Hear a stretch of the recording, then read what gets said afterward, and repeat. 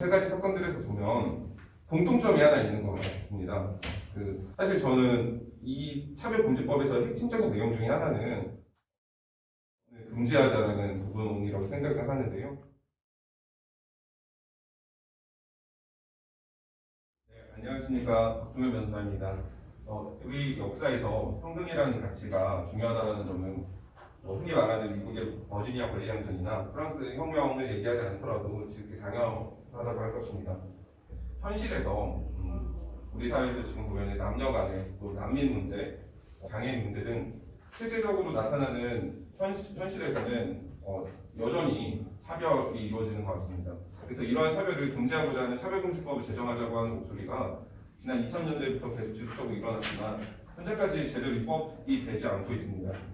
그 이유 중에는 차별금지법이 과연 필요하냐라고 하는 반대 목소리에서 주장하는 근거들도 사실 무시할 수는 없는데요. 오늘 제가 준비한 내용에서는 한 세 가지 정도 최근에 나타난 사건들을 살펴보면서 차별금지법을 반대하는 입장은 어떤 근거를 가지고 반대하는 것이고, 또 한편 차별금지법을 제정하고자 하는 측에서는 어떤 이유로 이 차별금지법을 주장하는 것인지 한번 살펴보도록 하겠습니다. 먼저 이제 첫 번째 사건인데요. 아마 많이들 기억하고 계실 것입니다. 변희수 전 하사 사건입니다. 이 변희수 전 하사는 대한민국 육군 제5기갑여단에서 전차 조종소로 근무하던 중 2019년 작년 11월 태국에서 성전환 수술을 받은 뒤 국내로 귀국하였습니다. 이 변하사는 계속해서 남성 군인으로 근무하다가 여군으로서 복무하기를 희망하였지만 이 군에서는 군무가 부적절하다면서 강제 전역 조치를 하였습니다. 이 변하사는 인사소송 심사 진행하였는데 현재 이제 기각되었고 지금은 전역 처분 취소 소송을 제기하고 있는 중입니다. 이 사건에서 특히 우려되는 또 반대 목소리에서는 성전환자를 과연 남성 군인으로 볼 것이냐, 또 여성 군인으로 볼 것이냐에 대한 목소리도 적지 않았습니다. 한편으로는 또 여군 쪽에서도 이 변호사와 함께 근무하는 게 적절하냐라는 그런 우려를 표하기도 하였었는데요.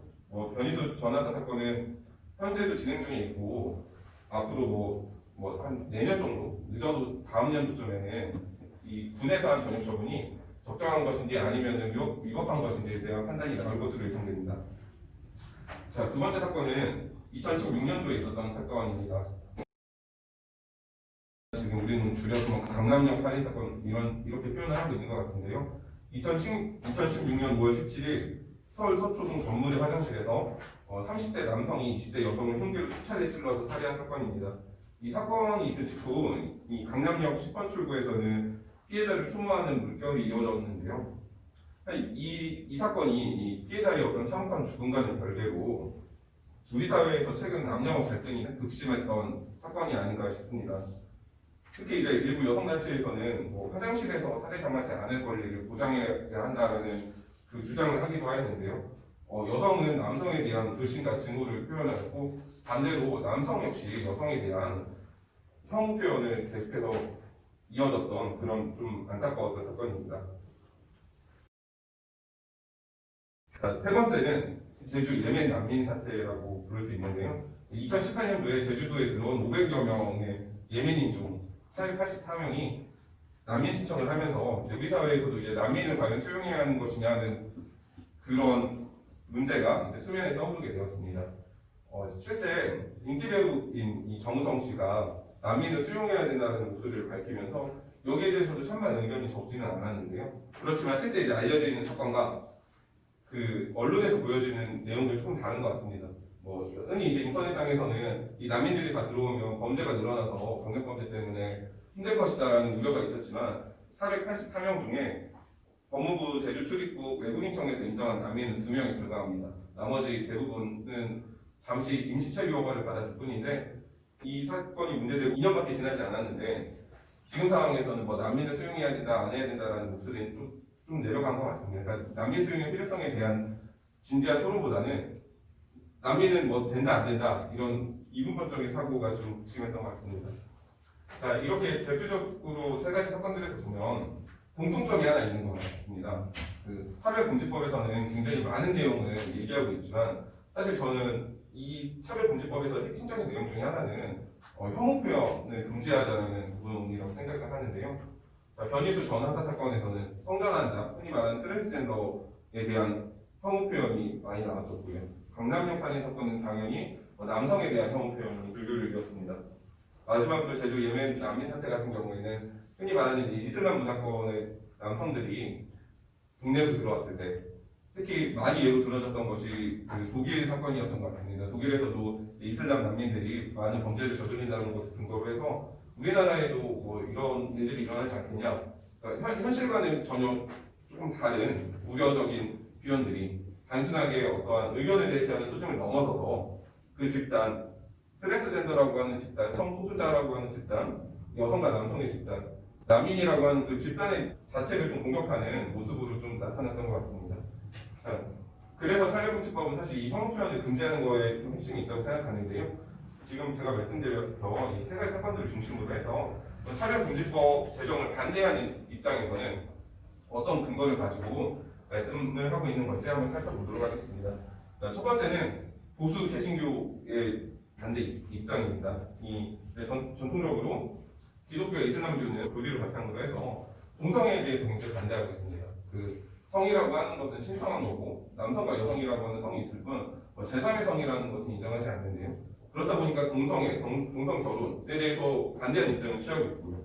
동성애를 반대하는데 이 트랜스젠더를 인정할 가능성은 전혀 없는 것입니다. 자, 두 번째는 역차별의 우려인데요. 흔히 말하는 우리가 전통적으로 차별을 받아왔다라고 하는 집단을 보호하기 위해서는 여러 가지 조치를 취하게 됩니다.